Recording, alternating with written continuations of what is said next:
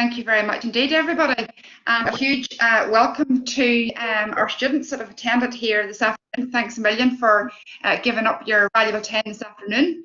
And a huge thank you to our exciting guest speakers this afternoon. We have Maria Viz from St George's Hospital, Stephen Gately from Inspire, and Shauna Friel from Learning and Work Institute. And myself and Shauna are here from Ulster University as employability advisors. Shauna is based on the McGee campus, for those of you who maybe don't know Shauna, and I'm based typically on the Coleraine campus, but we're both obviously working from home. We're really excited. We've launched this UnLock U programme last week, and so we're into our second week of this. So thank you all for taking the time, as I say, to join this exciting presentation this afternoon.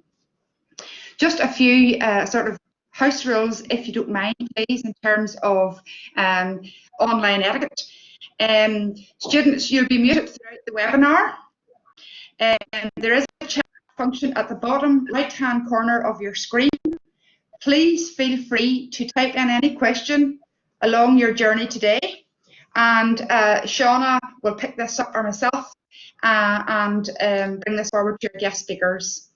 The chat function really is going to be an informal session throughout the day.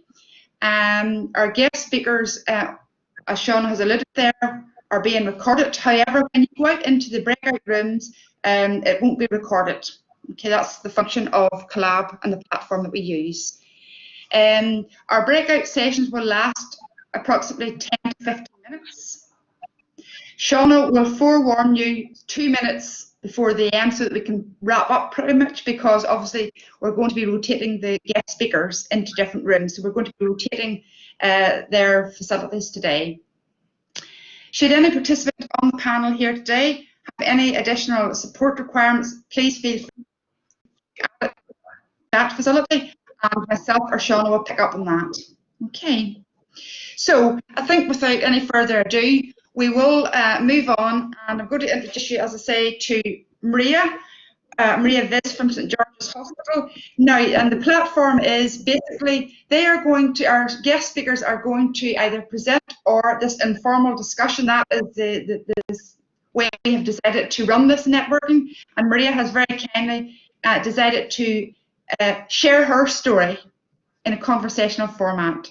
So I think without further ado, we're going to pass over to Maria, and I'm really excited to listen to Maria's journey as an ex-graduate from Ulster University. You're very welcome, and a round of applause for you, Maria. Over to yourself. Thank you. Good afternoon, everyone. It's great to be a part of your journey and part of your decision about where you're going next after university, which I'm sure understandably is a little bit more difficult in times like these, but it's really nice to see that Ulster are providing you with the platforms such as this to get a bit of a flavour of what others have done before. And as I said, or as Donna kindly said, I don't have a presentation. But I'm just going to talk you through my journey, maybe some challenges that I've had along the way, and then maybe things that I think would be helpful for you. And I know there'll be breakout rooms, so feel free to ask me anything there. I guess starting off with my career journey, I graduated from Coleraine and then wondered what to do next. So I looked up at a couple of options, and I thought a master's would be the best place for me. So I actually joined the master's up.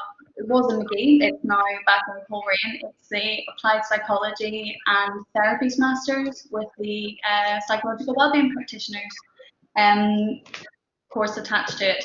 So I did that for a year, and I thoroughly enjoyed it. It helped me, I guess, cement more whether I wanted to pursue psychology and from like more of a systemic practice. So they have a family therapy based vein, or their main masters, which is just the applied more clinical psychology. as well as the psychological wellbeing practitioner part of it too. I was one of the ones that was on the psychological wellbeing practitioner, and I would highly recommend it because there's another strength to your bow. It looks at CBT from a low intensity point of view, and alongside your master's, so you have that real depth of psychological knowledge, which if you're planning to do a psychological wellbeing practitioner course over in England, they actually don't have. So I would say grab it by both arms if that's something that you're looking for, because the experience is very, very good and the team are lovely. So after that, I actually got an interview from the course with a company called Turning Point, and they were up in Leeds, and got a job there with them, so moved over to Leeds. And I guess if I amalgamate some challenges, that can be a big challenge, moving to a completely different city. For a completely different job that you've just qualified in, and that was one of my challenges, sort of getting up from home and moving. I'm wondering how I was going to, become a psychologist at the end of it and see where this leads me. So I worked for Turning Point in Leeds, actually in Wakefield, for about a year and lived there. And I had some great experiences. Was able to do a lot with my clients and a lot within the company and develop some new ideas, which was lovely. From then on, after that year, I decided maybe I'd like something a bit more clinical, and applied for my first assistant psychologist role. And what I would say is if you're applying for your assistant psychologist roles, make sure you have a look if they're part-time or if they're full-time, because I went with the attitude of, oh sure, I'll just apply. I might not get it because I don't think of enough experience, and I'll see. And lo and behold, and I ended up having a part-time, but then needed to fill the extra 2 days. So that's one thing I would say also, just make sure when you're applying for your jobs, you have faith in yourself and you give it a good go.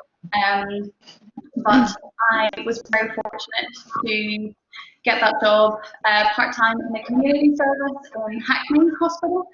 It's Ulster University Hospital with their community outreach team, and their focus is on rehab after stroke or after brain injury. So you go out into the community and you're an assistant psychologist where you look at their mood, and you work alongside the team there. So you've got occupational therapists, physiotherapists, and it's a really good way of learning to practice to work with other teams. Because within the NHS and within psychology in general, there's a big drive now, with everything going on, to be as integrated as we can. So to fill my extra 2 days, Turning Point were very kind to me and offered me a team leadership job in their new service down in Luton, and I accepted it and I did that. So I was a team leader for a psychological wellbeing practitioner team, as well as an assistant psychologist, which was quite good. I think a lot of us maybe aren't fond of doing 2 jobs at once and kind of think it might be too much. And it was quite a lot, don't get me wrong. But I think it really broadened my experiences and sort of pushed an extra string to my bow. Because obviously there was a managerial role involved as well. And within clinical psychology, you don't get that very much. So that was a good experience for me to help strengthen myself and my CV. And I did that for a year together. And now, as you can see, I am working at St George's Hospital, and I work in a team called the Wolfson Acute Neuro Rehab Team. I'm pretty sure you can see there's a theme. I really like neuropsychology, and I really like helping people who have had strokes or brain injuries. And that's where I am right now, but it's an inpatient unit. And again, like the community, we would get people who have either just had their strokes or their traumatic brain injuries and are trying to recover from that. And they have about maybe the least day that they can have is 3 months. And again, working with a multidisciplinary team. And I guess that's my kind of career sort of journey. That's where I'm at now. I've had lots of experiences and very grateful for who I've worked with along the way. And I guess in terms of moving on a little bit more and talking about challenges that I've faced, I think clinical psychology is a huge world and you can do many things with it. I'm sure you know from your course, there's loads of people thinking about different things, and you don't always have to do psychology. But I guess from my point of view, if you're looking to be an assistant psychologist or eventually going on to clinical psychology, I would say grab every opportunity you can, have a look out for all the jobs. There's the NHS jobs website, which is really good. It's not so good for Northern Ireland because they have a different setup, but I found for myself that I didn't have very much luck in Northern Ireland, so I decided to branch out. And I think that's a big step. And I think I would urge is if you're thinking about it and you really want to give it a go, don't be afraid to push yourself and move from home, because it's all about when you're talking to people and you're going to these interviews, they'll see, you know, well, did you push yourself? Did you put yourself in places, and how did you progress from there? Or did you stay? And there's nothing wrong with staying at home. That's not a problem, but I found it very difficult. So I would say if you're open to it, give it a go, experience something. You can always come back home to study your doctorate if you really fancy it. But I guess the flavour is go for any opportunity, you know, see what you like. You know, sometimes people are fortunate to know what they want, others may not be, and there's a lot of variety of roles to go in working towards a doctorate if that's something that you want. Read around different areas, make sure you're, you know, looking at the newest things, make sure you're a member of the British Psychological Society, or the therapists, which is the British Association of Therapists, the BACPA. And have a look at CBT, have a look at the different roles that you can do. You know, there's plenty of things out there to sort of whet your appetite with.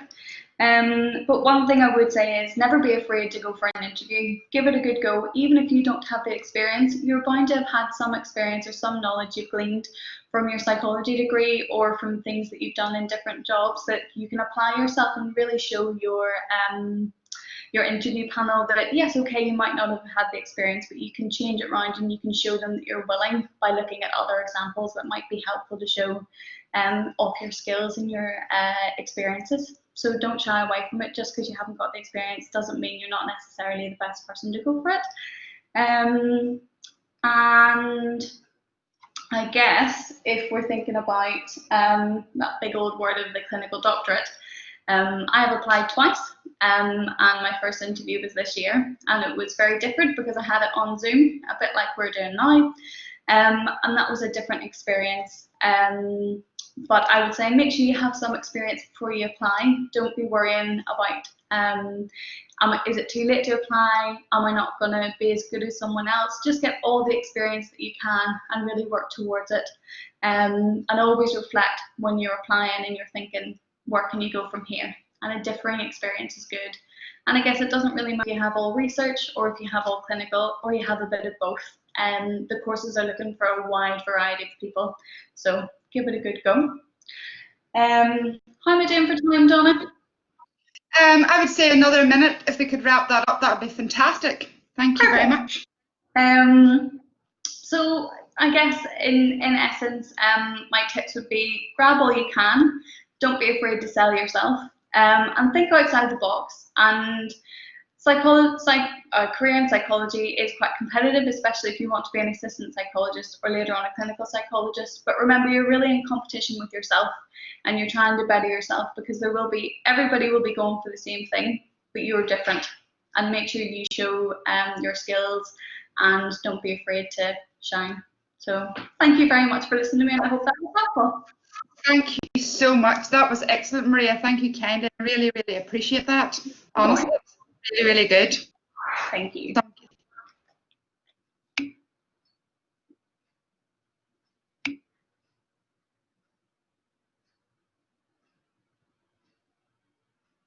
Oh.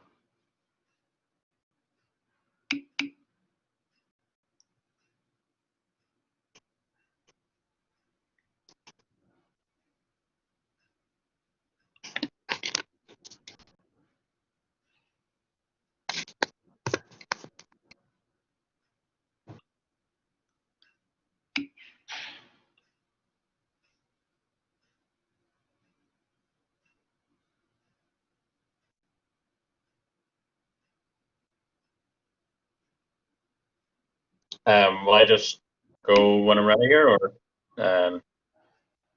Stephen, if you want to head away now, yeah, go ahead. Can everybody hear me okay? Yeah. Yep. Yeah. Okay, so there'll be some overlap with Maria's conversation and the one I'm about to have. We seem to have the Doctorate of Clinical Psychology as our main career path or career goal. And we both did the Masters in Applied Psychology, the Mental Health and Psychological Therapies Masters, and hers would have been probably McGee, and I did mine. We were the first year to do it in Korean. And again, highly recommend. So we'll be touching on that. So in terms of my career path as such, left secondary school in 2011, and then worked in security, just door work, which is completely unrelated to psychology, for 3 years before going back into academia. I completed the bachelor's degree between 2014 and 2018 with a 10-month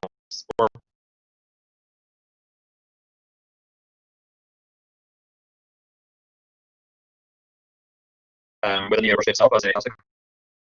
After that, I didn't really know what to do with myself, but I'd heard the Masters was quite recommended, so I decided just to go with that as really something to sort of fill in the gap and maybe give me a more concrete direction of where to go. And I actually went for the PWP route at first, but I unfortunately didn't get the interview. And at this point, I still had basically no career experience in psychology whatsoever, because I've been in security throughout my education or throughout my undergraduate. And it was only towards the end of my degree I sort of realized I really do have to get in some meaningful experience. So I'll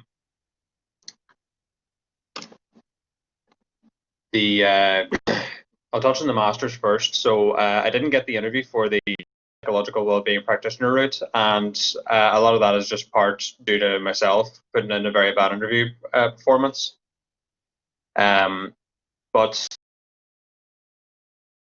at all, I would still highly recommend going for the PWP interview, and even if you don't think you will get it, and the reason why feedback that I received for the interview was tremendously helpful and set a very good basis for the match going forward. So I completed the main route, and the one difference I would say coming out of the Masters between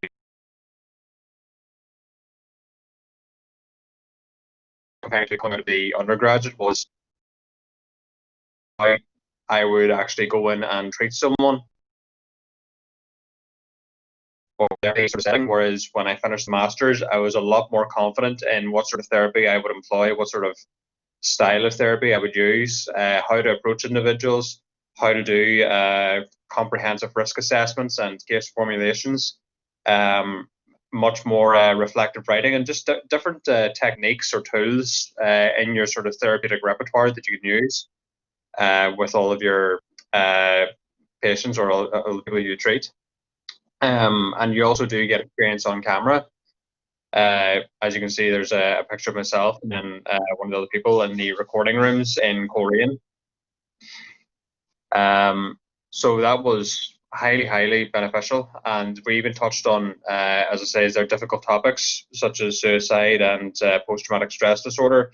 And some of the guest speakers we would have had in the master's course as well were fascinating.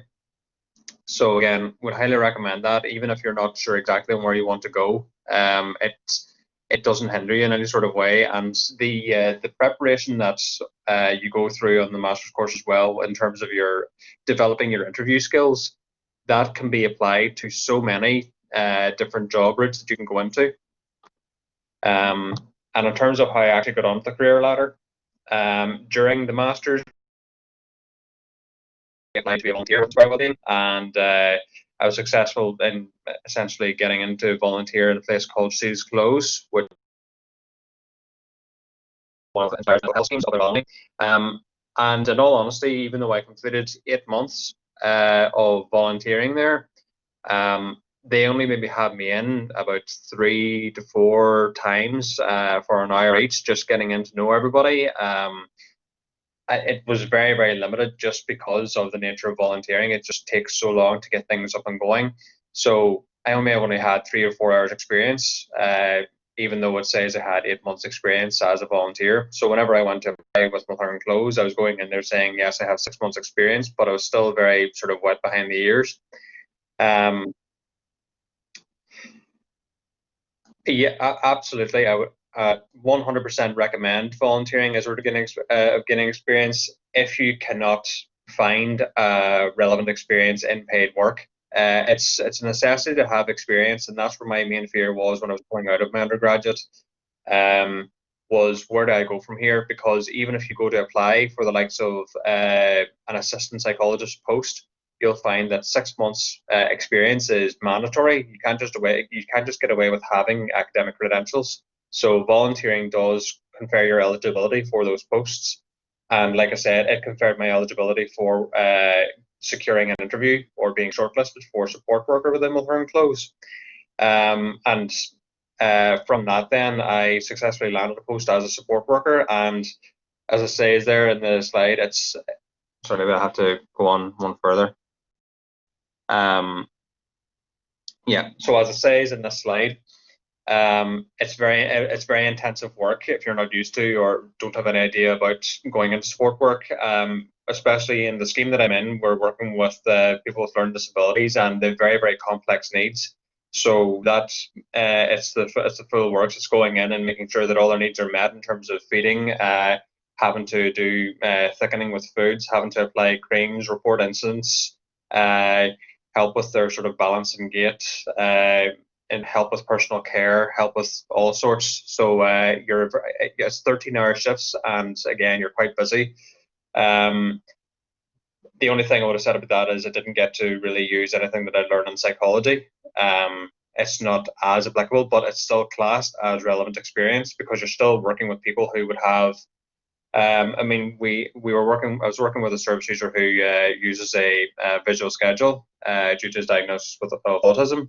So there is some still relevant experience. And then after doing support work then, or during my support work role, 4.5 months into that, I secured a post as team leader in the same scheme.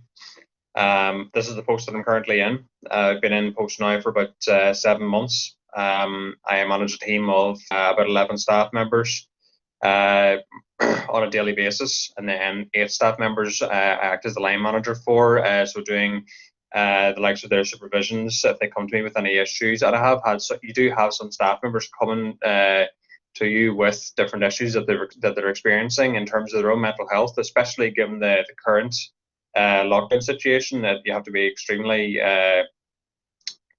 you have to continue to monitor that. And the role, because of you're in the I actually find it very, very good. Because you're networking in with the higher management role, as in your area manager, your deputy manager, and then you're also networking in more closely with the likes of your multidisciplinary teams, clinical psychologists who would do the entire case formulation with the residents. If we have to introduce a new resident to the scheme, and we are looking into that now as well. There's just, you gain a whole new world of insight into how sort of things are run for particularly complex cases. And even if you're doing the same work up in a mental health scheme, which wouldn't have the same level of intensity, you still get to see the entire background of all the different people you would care for. So just looking at my roles and responsibilities there, you get the overview. Okay. So on a daily basis, we have to manage behaviours, deliver medication, complete screening, incident reports, and ABC chart, which are antecedents, behaviour consequences, correspond with the families of people we care for, manage rota and rotations, obviously your line manager duties then, and all of this, I believe, does have very good carryover to the Doctorate of Clinical Psychology application. Now, I still haven't applied for the doctorate yet, and it's just because I want to gain quite a bit of experience before I do venture into it. I don't want to be trying to doing repeat applications. Yep. And the last thing I want to touch on is how COVID-19 has sort of affected the workplace. So we do have less staff turnover. People are sticking in the line of work and not progressing on as they have on to other workplaces. Therefore, with less positions going now, although we still do have a few, and it's more of a competitive workplace. So that's pretty much all I have to say for the introductory anyway. And if you have any other questions, please feel free to ask away in the breakout sessions. That is brilliant, Stephen. Again, a huge virtual thank you for that. That is a fantastic insight into Inspire and your role within Inspire. And I'm sure, no doubt, the students will have plenty of questions in the breakout sessions. Thank you, Kendi, for that. That's lovely. Donna, just to let you know, I've popped in the Inspire volunteering link in there as well too, Stephen. Thank you very much. So just to keep you all informed there as well. That's lovely. That's great, because I do know that moving into the breakout, Stephen will talk more about current vacancies and current opportunities that are available. I don't know if anybody had a chance to look at them over the weekend in preparation for today's presentation, but certainly in this climate there are several opportunities currently available in Northern Ireland. Stephen will touch on that, as I say, in the breakout sessions. Thanks a million for that link, Shauna. That's great. Now, moving on to our final guest speaker is Shauna Friel. So we have two Shaunas in the day. And Shauna, again, is a graduate from Ulster University, working for Learning and Work Institute. Shauna, you're very, very welcome here today, and we're all excited to learn what it is you actually do in your day-to-day work, and you know, your career progression in terms of psychology. Thanks a million, Shauna. Whenever you're ready, please feel free to take the floor. All right, Donna, thanks very much. Yes, no, it's really nice to be here. Thanks for kind of inviting me along to contribute. It's lovely to be connected with the university again. So yeah, sorry, bear with me to move the slide. I'm moving them on two screens. So I thought I'd just start by introducing myself and provide a summary of what I've been doing over the last 4 years.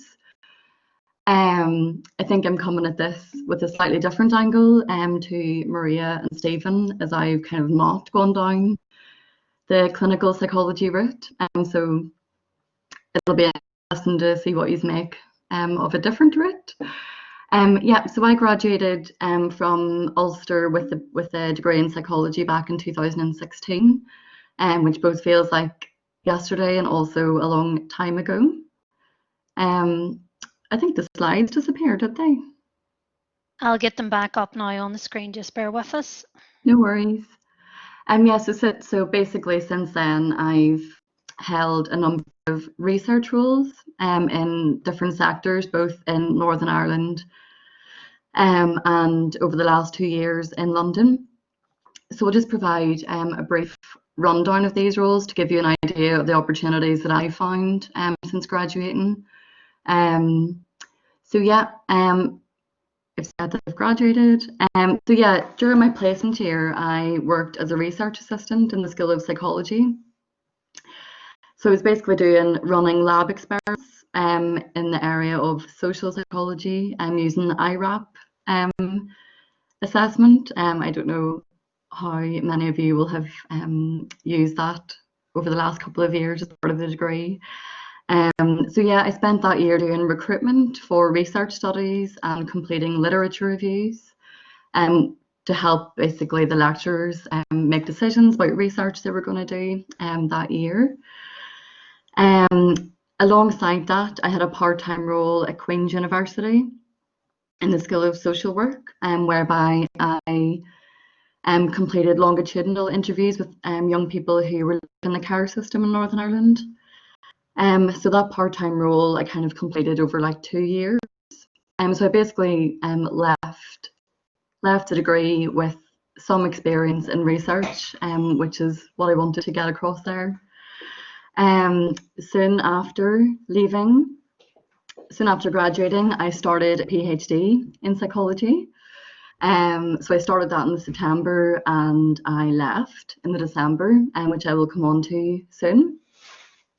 I also did a 3-month work placement at the Consumer Council for Northern Ireland.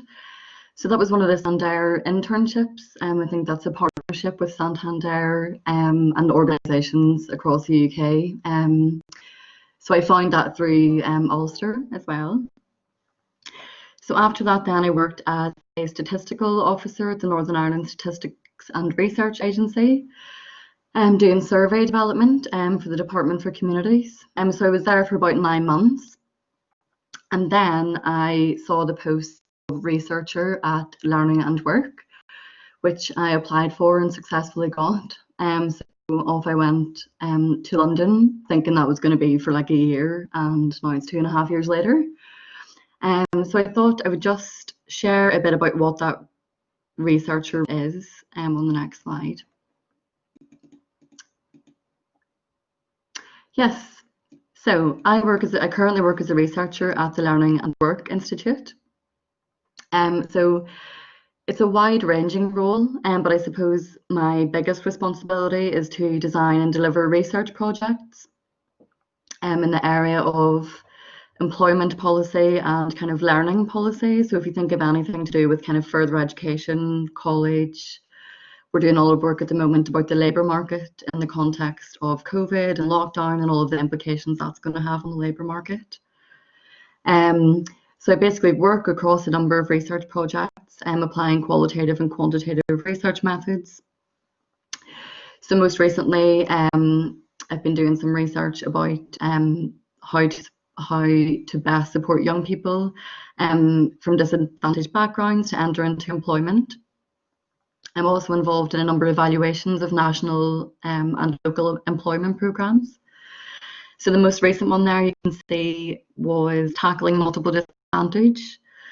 So Crisis UK and the homelessness charity basically piloted an employment programme to support homeless people with complex needs to get into the labour market as a permanent route out of homelessness.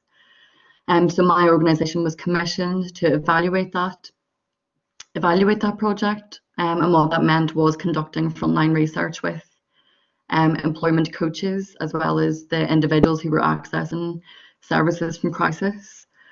So that was a 3-year longitudinal study which resulted in a report and a series of recommendations for organisations who provide employment support for disadvantaged groups and homeless people with multiple complex needs. I'm also currently involved in an evaluation of what's called the health-led trials, which is actually a randomised control trial in the West Midlands in England, which aims to support people with mental health needs and or physical disabilities to enter work. So it's a massive RCT, whereby one group are receiving one-to-one employment support from an employment coach. And the support includes things like job brokerage, whereby they will go, the coaches will go out and broker jobs that are specifically tailored for people with low-level mental health needs, to ensure that the jobs they go into are right for them and that it's a sustainable job and not just any job per se.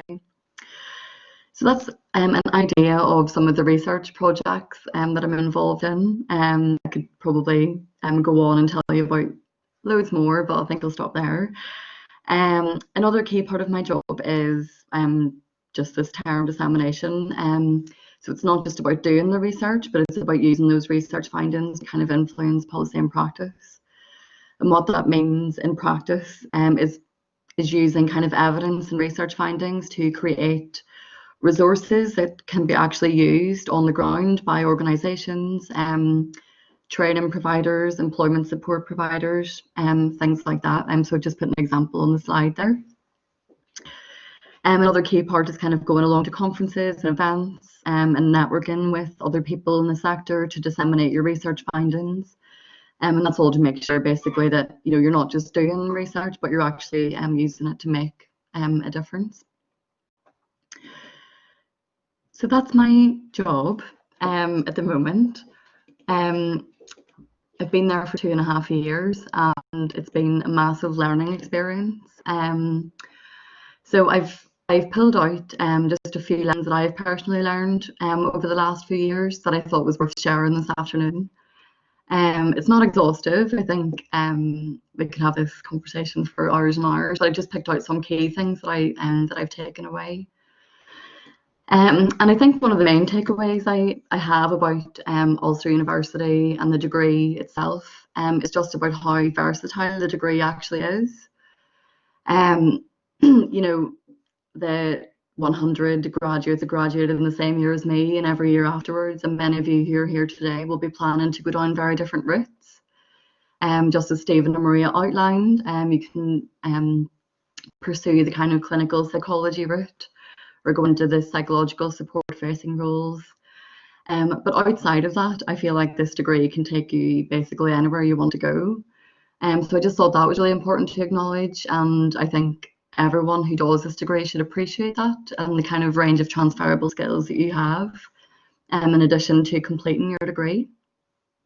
Something else I wanted to highlight was just around learning and how that doesn't really stop at graduation. Maybe that goes without saying, but I think it's really easy to study a full degree for 4 years and maybe complete a placement year.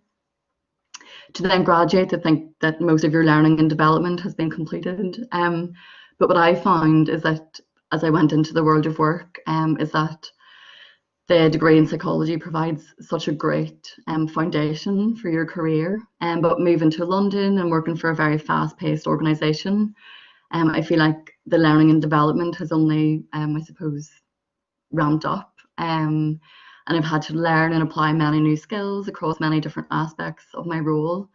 And that was a massive learning curve for me, I think.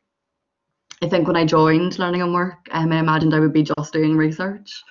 But in fact, I've had to kind of learn to be a project manager whilst doing research and all of the different modes of dissemination as well. And then just, something else that I've really learned over the past couple of years, and Marie and Stephen both highlighted it as well, is that job interviews really are just as much about you finding out about the employer as they are about selling yourself to them.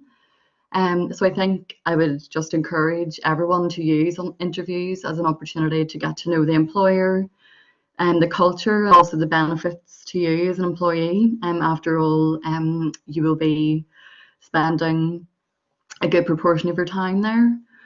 And then just lastly, and I'll pass back over to Donna, I just wanted to highlight that I feel like there's no such thing as a linear career path.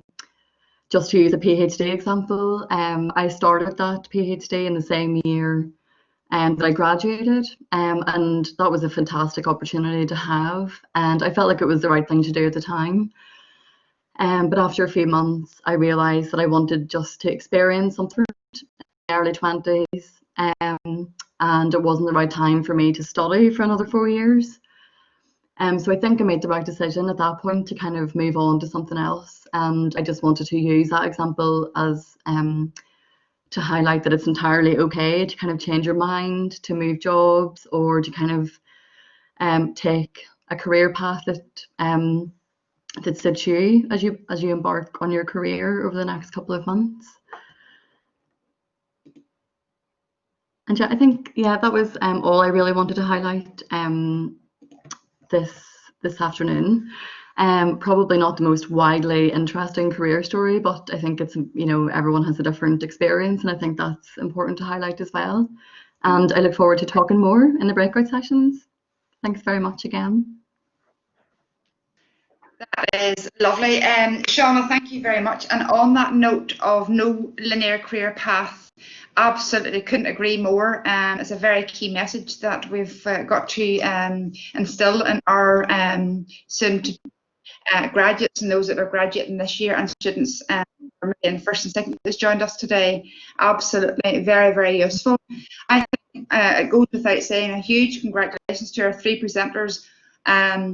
Some very, very unique, poignant messages there, and we are going to now break out into the breakout rooms, if you don't mind, and that will give the students an opportunity to ask any questions that they have, or any hints and tips you could further give to them